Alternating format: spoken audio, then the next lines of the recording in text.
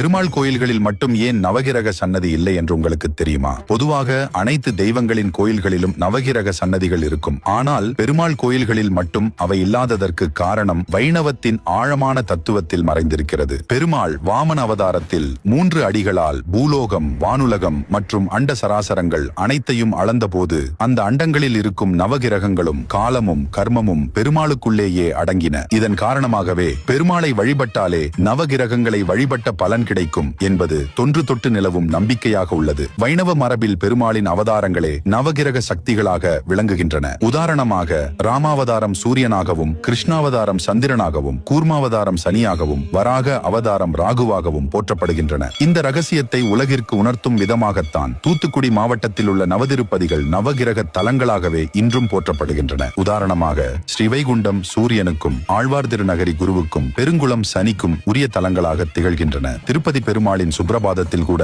நவகிரகங்கள் அனைத்தும் பெருமாளின் தரிசனத்திற்காக காத்திருப்பதாக கூறப்படுகிறது. ஒருமுறை நாராயணா என்று சொன்னாலே பல பிறவிகளின் பாவங்கள் நீங்கி வைகுண்ட பதவி கிடைக்கும் என்பது ஐதீகம். உங்களுக்கு விஷ்ணு பிடிக்கும் என்றால் நமது சேனலை ஒரு சப்ஸ்கிரைப் செய்து கொள்ளுங்கள்.